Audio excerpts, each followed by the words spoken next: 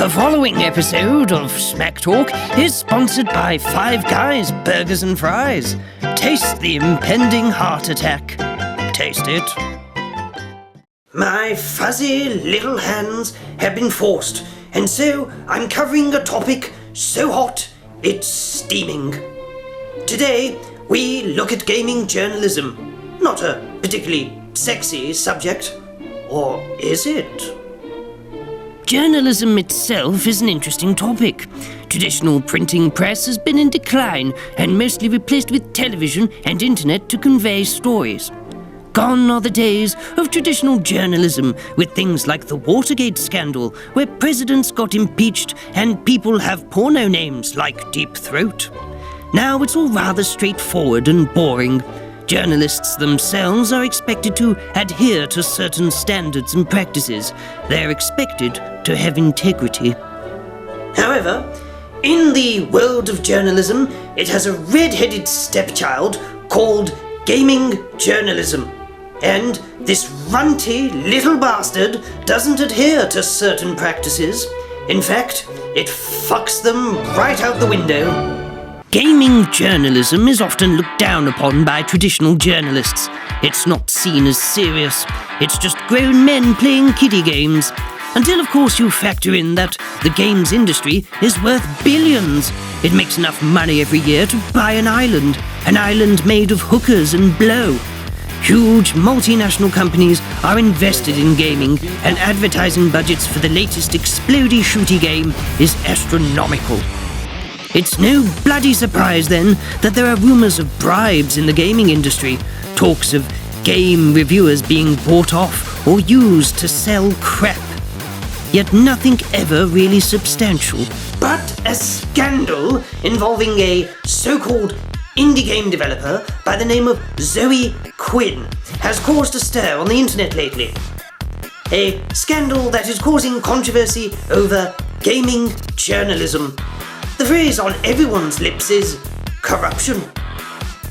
Some people are also saying, oh my god, what a huge slut. But that's their opinion, not mine. Legal disclaimer. We here at Smack Talk are a bunch of raging pussies and don't want to incur any legal wrath from Zoe Quinn or anyone else. It's become apparent with this scandal that some outspoken people are being censored or having videos taken away for copyright reasons. But we want what we believe is the truth to come out, so bear with us as we jump through some legal loopholes. This is a picture of Zoe Quinn from Giant Bomb. Again, for legal reasons, we won't show any more, but we can show footage of the type of hair dye she probably uses to show off that she's a special snowflake. Zoe is responsible for making a poorly made text game called Depression Quest that has you play as some depressed sod. Don't know if you can call it a game, maybe a book, possibly not. Again, for copyright reasons, we can't show you gameplay. Thanks, Zoe. But what we can do is simulate it in Word. There we go, pretty accurate really. Anyway, this farcical game was heralded as a fine indie game by some reviewers, better than Papers, Please and other indie titles that have some semblance of gameplay and fun. So how did it get this unwarranted praise? An ex-boyfriend decided to go deep throat on a deep throater and created a blog giving details and evidence of alleged affairs Zoe Quinn had with influential people in the games industry. Again, for legal reasons, we cannot divulge the names of the 5 men implicated in the scandal. Just Google it. We can, however, use stock photos of ugly fuckers to represent the men. Anyway, it is these men that allowed her to get publicity for her crappy game, gave her industry connections and a general boost in her career. It shows an apparent use of nepotism in the industry. Zoe Quinn allegedly had liaisons with these men, and then suddenly she had positive reviews from them and a stronger foothold in the indie game scene. Internet sleuths soon began uncovering more of the scandal and instances of corruption. Just how deep does her rabbit hole go? How deep does the rabbit hole go? Word of the scandal reached popular websites like Reddit, Tumblr, and 4chan. But suddenly, there was censorship. Moderators were actively deleting comments and threads relating to Zoe Quinn.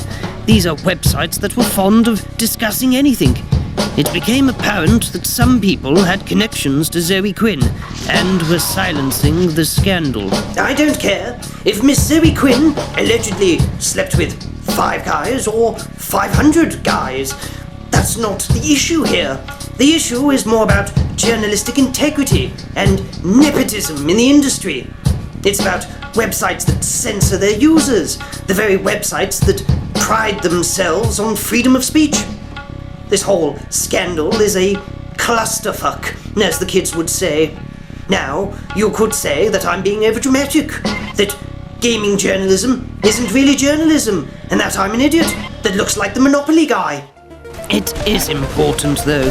Gaming is a pastime that everyone enjoys. As stated before, it is an industry that is worth billions.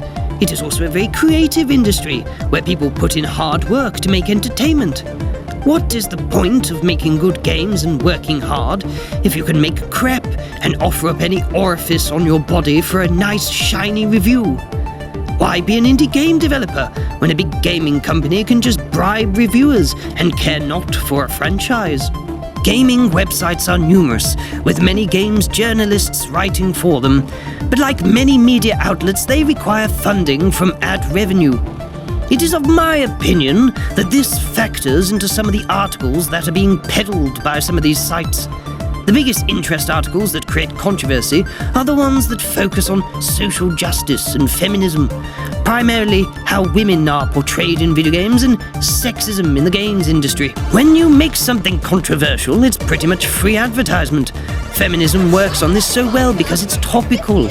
The battle of the sexes is derisive and causes everyone to get involved. So why not capitalize on this? Some of the articles I read on gaming website Kotaku imply I should feel guilty because the genetic lottery gave me a wang instead of a vajayjay. The articles seem like they are written to bait people into commenting and linking said articles. There are bigger issues facing women in the world than their portrayal in video games. Meanwhile, in third world countries, there are women who don't have access to the internet to complain about men or even have access to education. They are truly oppressed and have no right to their opinion. In some cases, they don't have basic human rights. But they hardly cover this, just first world problems. They write articles that overanalyze games and make out they're misogynist. Even though all of this is clickbait for trivial matters and to get money. I do not like the game industry, and I do not like the so-called mainstream game journalists. It makes me sad. The depths that both industries sink to sell crap games or just make money without thought or integrity. It makes me sad. Usually, I'd end these videos by saying something quirky or doing something quirky, but no. Here's a black screen while some burial plays.